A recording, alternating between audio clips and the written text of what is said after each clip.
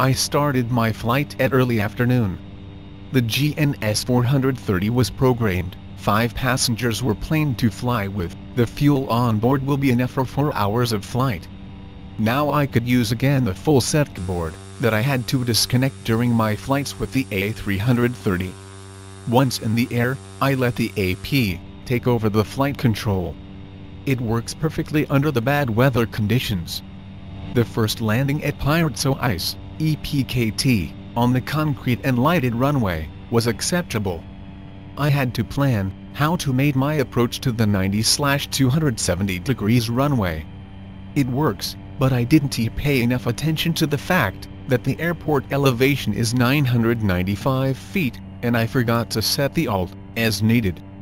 So I came in too high, but the Cessna 208B can land on short distance, and 9135 feet runway length was more than enough.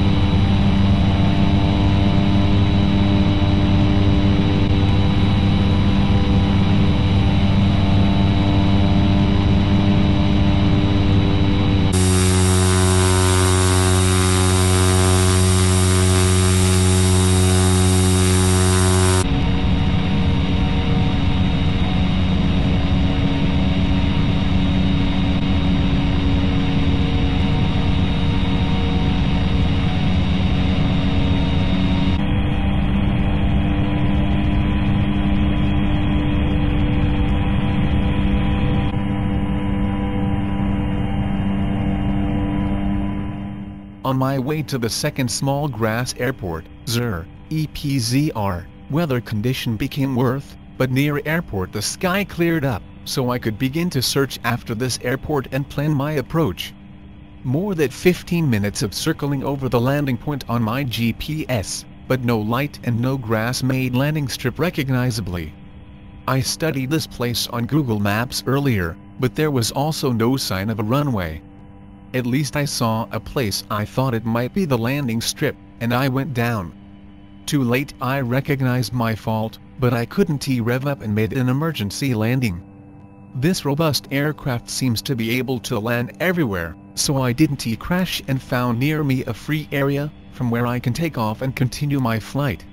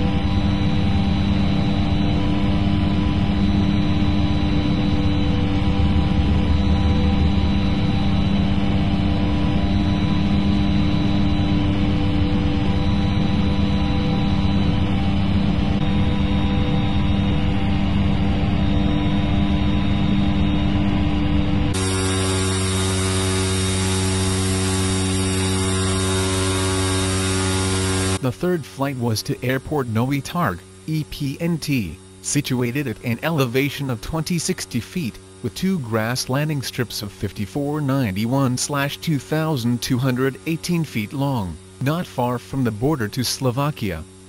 On my way the landscape changed suddenly, as I was flying in a cloud layer and became mountainous. In the last minute, I pulled the yoke and pushed throttle to max, succeeding to pass the mountain's top just over the tree's top. Again I had to search after the runway, because of no guiding light and low visibility. However, the advantage to land on a grass strip is that you have enough wideness for maneuver.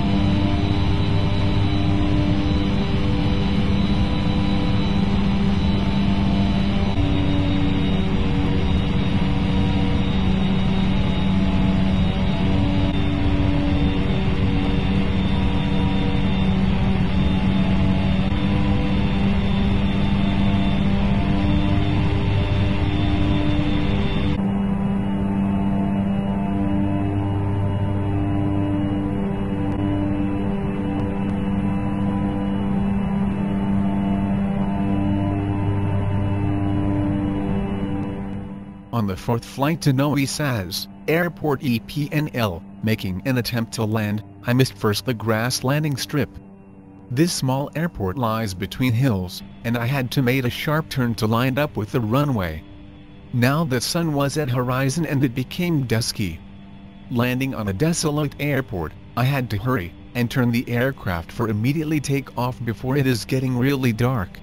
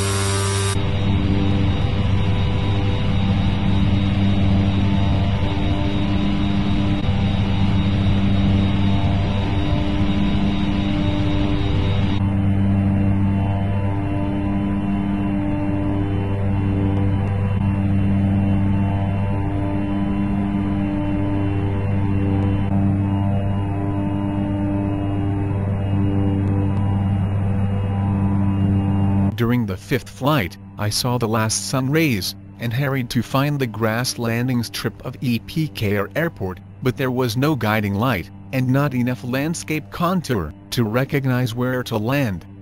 I knew the runway position, and I had the GPS coordinates, but in fact I flew nearly on blind. Only in the last moment, I could see in the darkness their grass landing strip, but I had to grope cautiously to the ground.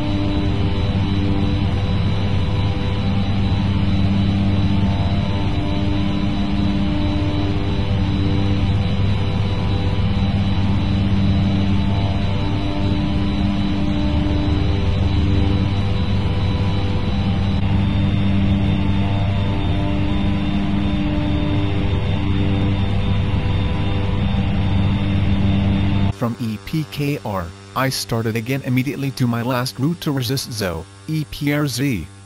It is an international airport at elevation of 675 feet, with 2 runways, 10,454, 2,693 feet length, and equipped with ILS instrument on runway 27.